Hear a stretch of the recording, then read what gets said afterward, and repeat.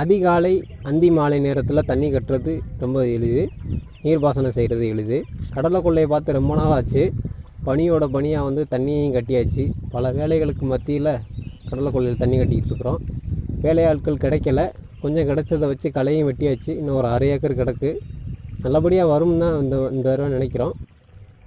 என்ன தான் நம்ம வெயில் நேரத்தில் தண்ணி கட்டினாலும் நிழல் நேரத்தில், சாயங்கால நேரத்தில் அல்லது பனி ஈரப்பதத்தில் நம்ம தண்ணி கட்டும் போது நம்மளோட வேலையை எளிதாக்கும். எப்படா வேலையை எளிதாக்குன்னு யோசிக்கிறவங்களுக்கு இது ஒரு சின்ன புரிதலாக இருக்கட்டும். நம்ம ஒரு 5-5:30க்கெல்லாம் எழுந்து வந்து பனியோட தண்ணியை கட்டியாச்சு. ஓரளவுக்கு பாத்தி முடிச்சாச்சு. வெயில் நேரத்தில் ஒரு 10 பாத்தி ஒரு வாக்கியாக பாயிருது. இந்த மாதிரி பனி நேரத்தில், ஈரப்பதத்தில், காலை நேரத்தில், சாயங்கால நேரத்தில் ஒரு 30 பாத்தி 3 வாக்கியாக பாயும். எல்லாமே சரிதான்டா, எப்பட்றா அவ்வளோ சீக்கிரமாக எந்திரிக்கிறது அப்படின்னு கேட்டால், விவசாயி எந்திரிச்சிடுவாங்க. வேடிக்கை பக்கம்னால எந்திரிக்க முடியாது.